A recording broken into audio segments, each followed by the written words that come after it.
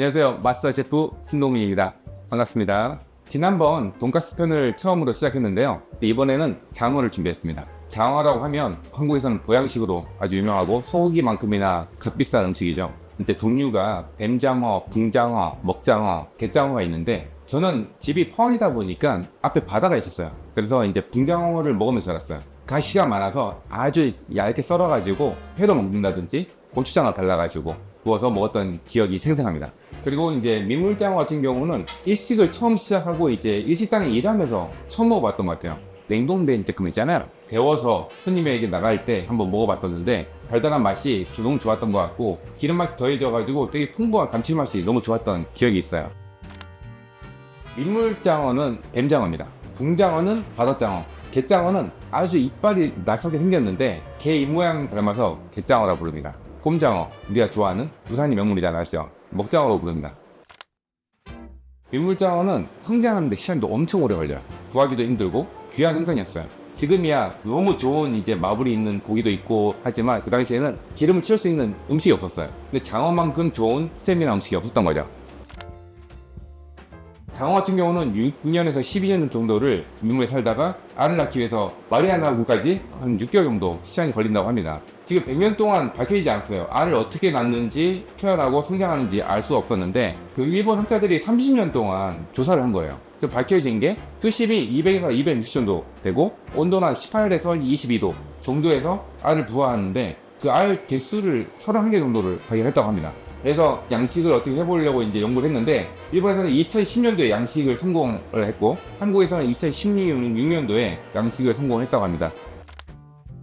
민물장어 같은 경우는 종류가 세 가지로 나눠집니다. 자포니카하고 비콜라, 말라로타 이렇게 나눠지는데 비콜라하고 말라로타는 우리가 말하는 수입장어입니다.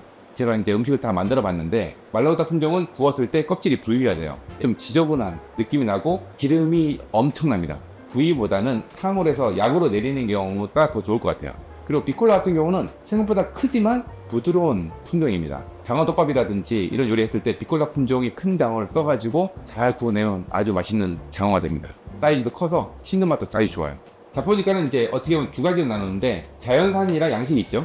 자연산 같은 경우는 보통 노란색 색을 띄어요. 대부분에서. 왜냐면 이끼리를 먹고 민물에 자라고 하다 보니까. 그리고 양식 같은 경우는 등은 거무고 배는 하얘요.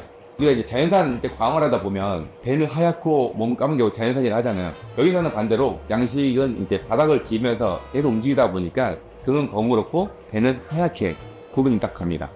얘네들의 특징은 뭐냐면 식감이 너무 좋아요.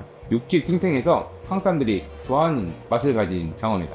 그리고 이제 우리가 말하는 갯벌장어. 갯벌장어는 이제 법적으로 자포니카 품종을 75일 이상 갯벌에 넣으면 갯벌장어가 돼요. 근데 재밌는 게 있는 게 자포니카 품종 그냥 먹었을 때 단단하다고 하면 왜 이렇게 질겨요? 이런 말 하는데 갯벌장어란 말을 바꾸는 순간 역시 갯벌장어 탱탱하네 이런 말을 정말 많이 해요. 저 같은 경우는 갯벌장어도 수영어 맛있게 하지만 저는 개인적으로 자포니카 품종 양식을 드셔도 맛있게 드실 수 있다 생각해요.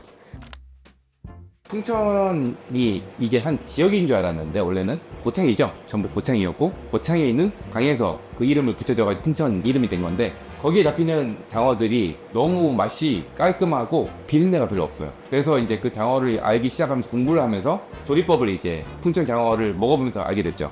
한국에서는 어떻게 먹냐면 하나는 일반 소금구이에요. 전북 지역이 소금이 나잖아. 소금 갯벌이 있어가지고 소금구이에다가 김치라든지 젓갈도 같이 곁들여 먹는 게 한식 풍천장어 스타일이더라고요. 그리고 한국에서는 흙내 나는 거를 가리기 위해서 고추장을 많이 썼던 것 같아요. 제가 이제 공부를 하면서 느꼈던 건 뭐냐면 어느 집은 흙내가 나고 어느 집은 흙내가 안 나요. 그 이유가 뭐냐면 장어를 굶겨야 됩니다. 사료를 먹으면서 가지고 있는 그 냄새가 있는데 그 먹이를 먹이지 않고 한 일주일 이상을 굶기게 되면 물론 이제 살이 빠지지만 맛은 아주 좋아지고 탱탱해져요. 육질이. 그래서 보통 양만장이라는 데 와서 키로로 보여주잖아요. 살 빼고 주면 가격이 떨어질 거 아니에요. 키로당 얼마니까. 그래서 밥을 먹인 상태에서 판매를 이루어지고 있는 거예요. 따로 수족관을 둬가지고 일주일 굶기고 준다는 건 그렇게 쉽지는 않아요. 요거는 장어를 대해서 좀 더 연구하시는 분들이 이런 식으로 많이들 하고 있습니다. 소스부에 말 많죠. 지금 아주 유명한 식당에서 그 얘기를 해요. 자기가 지금 3대째, 2대째 내려오는 집인데 그 소스를 지켜왔다. 또 우리가 화제가 났지만 그 소스만 들고 나와서 그걸 보존하고 있다. 위생적으로 봤을 때, 과학적으로 봤을 때는 문제점들이 있죠.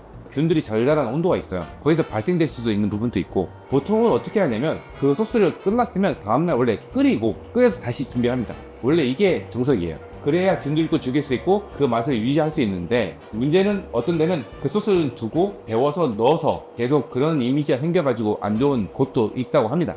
한국에는 그런 데 별로 없을 것 같고, 보통은 이제 일주일에 잘 된 데는 다 끝나요, 소스가. 그래서 저 같은 경우는 그 행위를 좋아하진 않습니다. 요리하는 방식에는 일단 관동 같은 음식이 강하고 달고 자극적인 게 많아요. 관동 지역 쪄가지고 굽는 방법입니다. 그래서 부들부들해요. 반서지방은 숯불로 그냥 구워요. 그 쫄깃쫄깃한 맛이 포인트입니다. 그리고 숯불도 쓸 때 너무 강한 불로 구우면 얘네들이 응축이 되면서 딱딱해지는데, 은은한 불로 숯불로 구우면 정말 맛있는 장어 요리가 됩니다. 그리고 간장을 코이고치, 우스고치 두 개 나눠주는데, 코이고치는 양조간장, 우스고치는 국간장 생각하시면 돼요. 근데 우스고치라 하면 일본말로 보면 열다란 뜻이에요. 코이고치는 진하다. 재료 색깔이라든지 간장 색깔을 내고 싶지 않고 소금 역할을 하기 위해서 만든 소스는 우스고치고, 간장 소스의 맛을 좀 자극적으로 하고 싶을 때는 코이고치 사용합니다. 관동 지역에서는 장어를 할 때 배를 가르지 않습니다. 등을 갈라요. 세비라야끼, 뜨다, 펼치다, 그 뜻이에요. 관서지방에서는 이제 배를 가르고 서슴없이 이야기하자라는 뜻으로 그 의미가 있어요. 그래서 배를 가르면서 펼칩니다. 그게 하라비라키, 두 가지로 나눠집니다. 이 하나 가지고도 다양한 스토리가 나와요. 손님들이 장어를 못 드시는 이유가 딱 두 가지. 기름 때문에, 느끼해서. 또 하나는 등가시가 많아서. 그래서 저 같은 경우는 앞에 있는 부분을 등가시 다 뽑을 수 없잖아요. 그래서 칼집을 세로로 넣어서 다 끊어버려요.